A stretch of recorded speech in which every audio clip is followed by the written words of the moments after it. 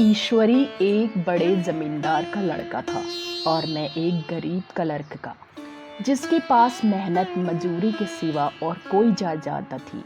हम दोनों में परस्पर बहसें होती रहती थी। मैं जमींदार की बुराई करता, उन्हें हिंसक पशु और खून चूसने वाली जोंक और वृक्षों की चोटी पर फूलने वाला बंझा कहता। वह जमींदारों का पक्ष लेता, पर स्वभावतः उसका पहलू कुछ कमजोर होता था, क्योंकि उसके पास जमींदारों के अनुकूल कोई दलील न थी। यह कहना कि सभी मनुष्य बराबर नहीं होते, छोटे बड़े हमेशा होते रहते हैं और होते रहेंगे, लचर दलील थी। किसी मानुषी या नैतिक नियम से इस व्यवस्था का औचित्य सिद्ध करना कठिन था। मैं इस वाद विवाद की गर्मा गर्मी में अक्सर तेज हो जाता और लगने वाली बातें कह जाता, लेकिन ईश्वरी हार कर भी मुस्कुराता रहता था। मैंने उसे कभी गर्म होते नहीं देखा। शायद इसका कारण यह था कि वह अपने पक्ष की कमजोरी समझता था। नौकरों से वह सीधे मुंह बात न करता था। अमीरों में जो एक बेदर्दी और उद्दंडता होती है, उसका उसे भी प्रचुर भाग मिला हुआ था। नौकर ने बिस्तर लगाने में अगर जरा भी देर कर दी, दूध जरूरत से ज्यादा गर्म या ठंडा हुआ, साइकिल अच्छी तरह साफ नहीं हुई, तो वह आपे से बाहर हो जाता था।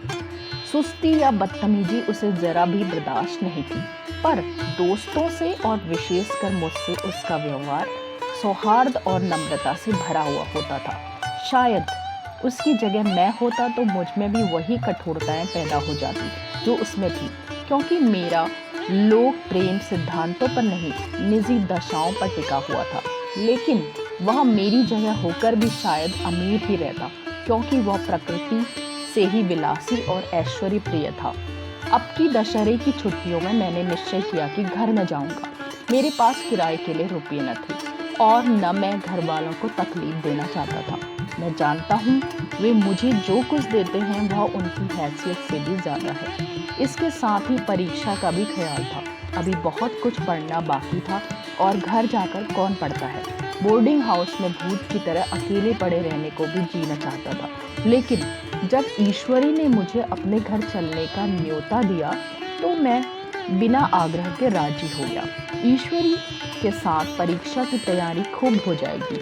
वह अमीर होकर भी मेहनती और जहीन है। उसने इसके साथ ही मुझसे कहा, लेकिन भाई एक बात का ख्याल रखना, वहाँ अगर जमींदारों की निंदा का मुआमला बिगड़ जाएगा और मेरे घर वालों को बुरा लगेगा। वह लोग तो असामियों पर इसी दावे से शासन करते हैं कि ईश्वर ने असामियों को उनकी सेवा के लिए ही पैदा किया है। असामी भी यही समझता है। अगर उसे सुझाव दिया जाए कि जमींदार और असामी में कोई मौलिक भेद नहीं है, तो जमींदारी का कहीं पता न लगे।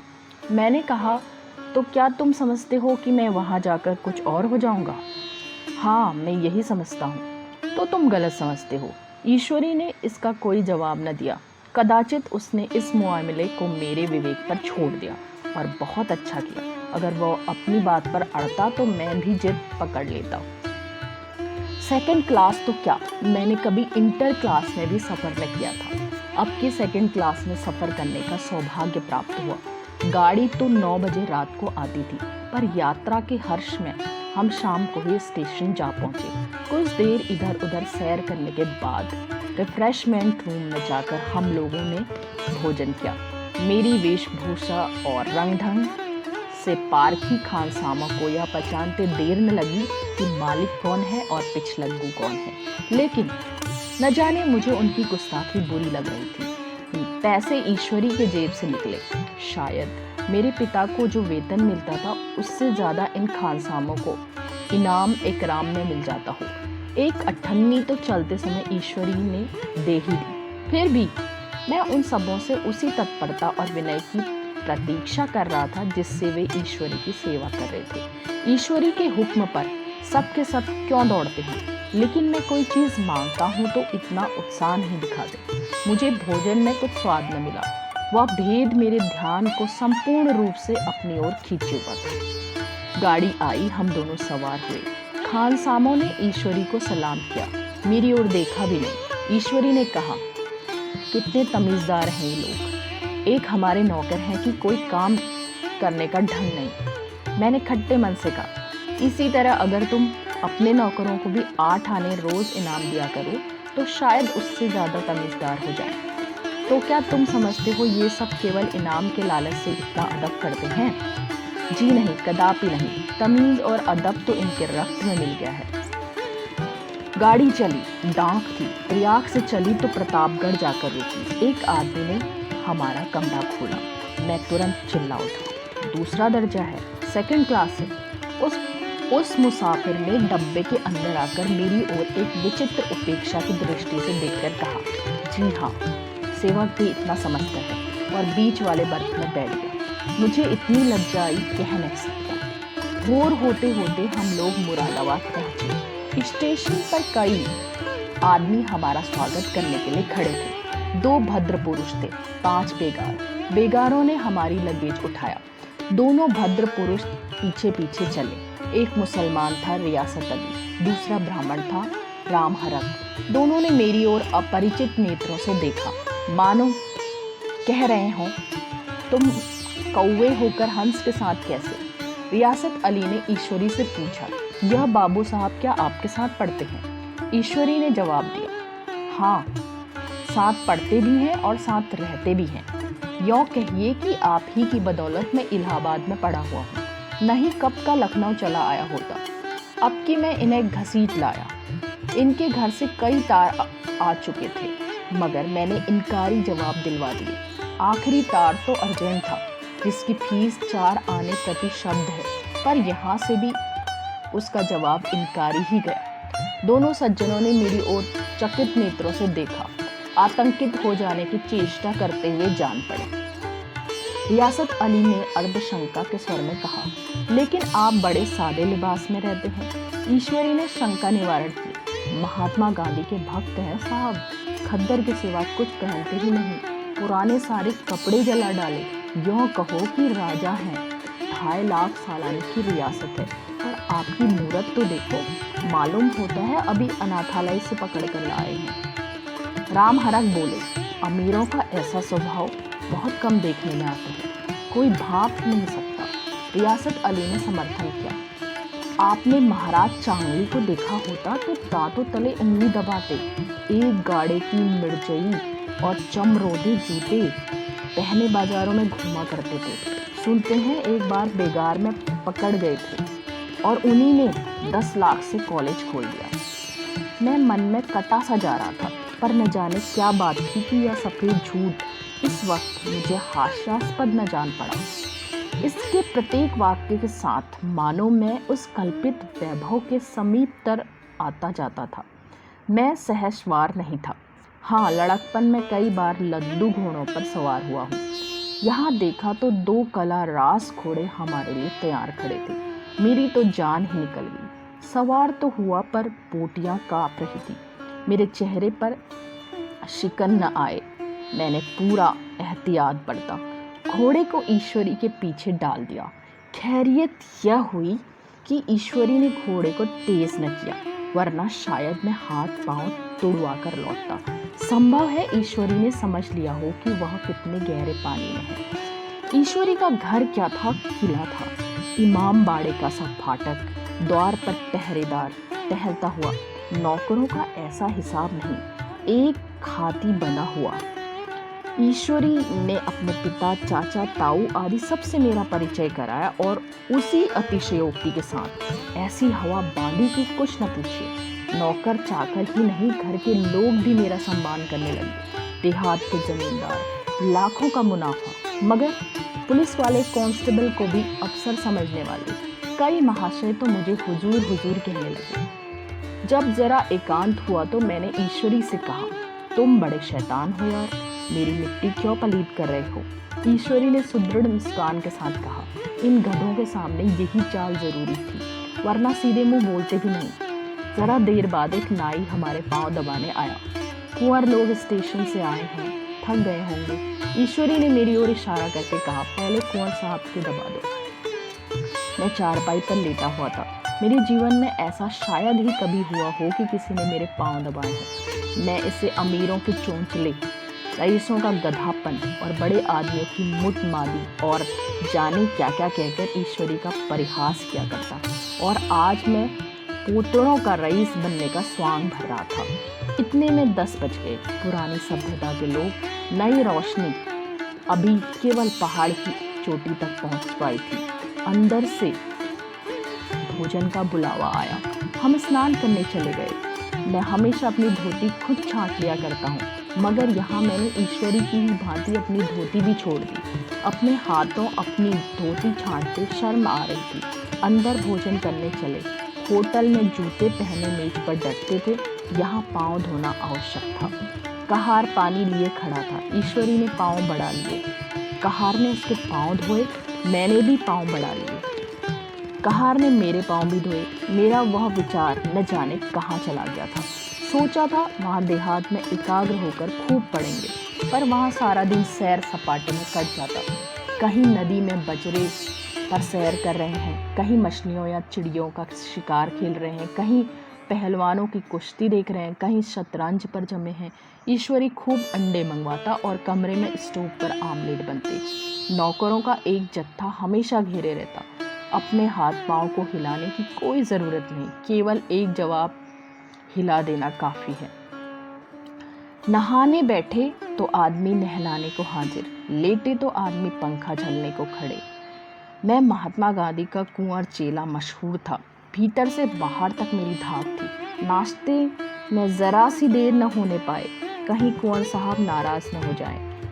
बिछावन ठीक समय पर लग जाए। कुंवर साहब के सोने का समय आ गया। मैं ईश्वरी से भी ज़्यादा नाजुक दिमाग बन गया था, या बनने को मजबूर किया गया था। ईश्वरी अपने हाथ से बिस्तर बिछा ले, लेकिन कुंवर मेहमान अपने हाथों से कैसे अपना बिछावन बिछा सकते हैं? उनकी महानता में बट्टा लग जाएगा। एक दिन सच में यही बात हुई। ईश्वरी घर में थे। शायद अपनी माता से कुछ बातचीत करने में देर हो गई। यहाँ 10 बज गए। मेरी आंखें नींद से झपक रही थी, मगर बिस्तर कैसे लगाऊं? कुंवर जो ठहरा। कोई 11:30 बजे मेहरा आया। बड़ा मुंह लगा मेहरा नौकर था। घर के धंधों में मेरा बिस्तर लगाने की उसे सुधि ही न रही। अब जो याद आई तो भागा हुआ आया। मैंने उसे ऐसी डांट बताई कि उसने भी याद किया होगा। ईश्वरी मेरी डांट सुनकर बाहर निकल आया और बोला, तुमने बहुत अच्छा किया। यह सब हरामखोर इसी व्यवहार के योग्य हैं। इसी तरह ईश्वरी एक दिन एक जगह दावत में गया हुआ था। शाम हो गई, पर लैंप न जला। लैंप मेज पर रखा हुआ था, दिया सलाई भी वही थी, लेकिन ईश्वरी खुद कभी लैंप नहीं जलाता। फिर कुंवर साहब कैसे जलाएं? मैं झुंझला रहा था। समाचार पत्र आया, रखा हुआ था। जी उधर लगा हुआ था, पर लैंप नदारद। देव योग से उसी वक्त मुंशी रियासत अली आ निकले। मैं उन्हीं पर उबल पड़ा। ऐसी फटकार बताई कि बेचारा उल्लू हो गया। तुम लोगों को इतनी फिक्र भी नहीं कि लैंप जला दो? मालूम नहीं ऐसे कामचोर आदमियों का यहाँ कैसे गुजर होता है। मेरे यहाँ घंटे भर निर्वाह न हो। रियासत अली ने कांपते हुए हाथों से लैंप जला दी। वहाँ एक ठाकुर अक्सर आया करता था, कुछ मनचला आदमी था, महात्मा गांधी का परम भक्त। मुझे महात्मा जी का चेला समझकर मेरा बड़ा लिहाज करता था, पर मुझसे कुछ पूछते संकोच करता था। एक दिन मुझे अकेला देखकर आया और हाथ बांधकर बोला, सरकार तो गांधी बाबा के चेले हैं ना? लोग कहते हैं कि यहाँ सुराज हो जाएगा तो जमींदार न रहेंगे। मैंने शान जमाई, जमींदारों के रहने की ज़रूरत ही क्या है? यह लोग गरीबों का खून चूसने के सिवा और करते क्या हैं? ठाकुर ने फिर पूछा, तो क्यों सरकार, सब जमींदारों की ज़मीन छीन ली जाएगी? मैंने कहा, बहुत से लोग खुशी से दे देंगे, जो लोग खुशी से न देंगे उनकी ज़मीन छीननी ही पड़ेगी। हम लोग तो तैयार बैठे हुए हैं। जो ही स्वराज हुआ, अपने सारे इलाके के असामियों के नाम हिब्बा कर देंगे। इसी पर पाँव लटकाए बैठा था। ठाकुर मेरे पाँव दबाने लगा, फिर बोला, आजकल ज़मींदार लोग बड़ा जुल्म करते हैं सरकार। हमें भी हुजूर अपने इलाके में थोड़ी सी ज़मीन दे दें तो चलकर वहीं आपकी सेवा में रहें। मैंने कहा, अभी तो मेरा कोई अख्तियार नहीं है भाई, लेकिन जो ही अख्तियार मिला मैं सबसे पहले तुम्हें बुलाऊंगा। तुम्हें मोटर ड्राइवरी सिखाकर अपना ड्राइवर बना लूँगा। सुना उस दिन ठाकुर ने खूब भंग पी और अपनी स्त्री को खूब पीटा और गांव के महाजन से लड़ने पर तैयार हो गया। छुट्टी इस तरह तमाम हुई और हम फिर रियाज चले। गांव के बहुत से लोग हम लोगों को पहुंचाने आए। ठाकुर तो हमारे साथ स्टेशन तक आए। मैंने भी अपना पार्ट खूब सफाई से खेला और अपनी कुबेरोचित विनय और देवत्व की मुहर हर एक हृदय पर लगा दी। जी तो चाहता था हर एक को अच्छा इनाम दूं, लेकिन यह सामर्थ्य कहाँ थी। वापसी टिकट था ही, केवल गाड़ी में बैठना था, पर गाड़ी आई तो ठसाठस भरी हुई। दुर्गा पूजा की छुट्टियां भोगकर सभी लोग लौट रहे थे। सेकंड क्लास में तिल रखने की जगह नहीं, इंटर क्लास की हालत उससे भी बदतर। यह आखिर गाड़ी थी, किसी तरह रुक न सकते थे। बड़ी मुश्किल से तीसरे दर्जे में जगह मिली। हमारे ऐश्वर्य ने वहां अपना रंग जमा लिया, मगर मुझे उसमें बैठना बुरा लग रहा था। आए थे आराम से लेटे लेटे, जा रहे हैं सिकुड़े हुए। पहलू बदलने की भी जगह न थी। कई आदमी पढ़े लिखे भी थे, आपस में अंग्रेजी राज्य की तारीफ करते जा रहे थे। एक महाशय बोले, ऐसा न्याय तो किसी राज्य में नहीं, छोटे बड़े सब बराबर। राजा भी किसी पर अन्याय करे तो अदालत उसकी भी गर्दन दबा देती है। दूसरे सज्जन ने समर्थन किया, अरे साहब, आप खुद बादशाह पर दावा कर सकते हैं, अदालत में बादशाह पर डिग्री हो जाती है। एक आदमी जिसकी पीठ पर बड़ा सा गट्ठर बना था, कलकत्ते जा रहा था। कहीं गठरी रखने की जगह न मिलती थी, पीठ पर बांधे हुए था। इससे बेचैन होकर बार बार द्वार पर खड़ा हो जाता था। मैं द्वार के पास ही बैठा हुआ था। उसका बार बार आकर मेरे मुंह पर अपनी गठरी को रगड़ना मुझे बहुत बुरा लग रहा था। एक तो हवा यूं ही कम थी, दूसरे उस गंवार का आकर मेरे मुंह पर खड़ा हो जाना मानो मेरा गला दबाना था। मैं कुछ देर तक जब्त किए बैठा रहा। एकाएक मुझे क्रोध आ गया। मैंने उसे पकड़कर ढकेल दिया और 2 तमाचे जोर जोर से लगाए। उसने आंखें निकाल कर कहा, क्यों मारते हो बाबूजी, हमने भी किराया दिया है। मैंने उठकर 2-3 तमाचे और कर दिए। गाड़ी में तूफान आ गया। चारों ओर से मुझ पर बौछार पड़ने लगी। अगर इतनी नाजुक मिजाज हो तो अव्वल दर्जे में क्यों नहीं बैठते। कोई बड़ा आदमी होगा तो अपने घर का होगा। मुझे इस तरह मारते हैं तो दिखा देता। क्या कसूर किया था बेचारे ने। गाड़ी में सांस लेने की जगह नहीं, खिड़की पर जरा सांस लेने खड़ा हो गया तो इस पर इतना क्रोध। अमीर होकर क्या आदमी अपनी इंसानियत बिल्कुल खो देता है। यह भी अंग्रेजी राज है जिसका आप बखान कर रहे थे। एक ग्रामीण बोला, दफ्तरन माँ घुसन तो पावत नहीं, उस पर इतना मिजाज। ईश्वरी ने अंग्रेजी में कहा, what an idiot you are बे। और मेरा नशा कुछ कुछ उतरता हुआ मालूम हो। उस पर इतना मिजाज। ईश्वरी ने अंग्रेजी में कहा, what an idiot you are Bir.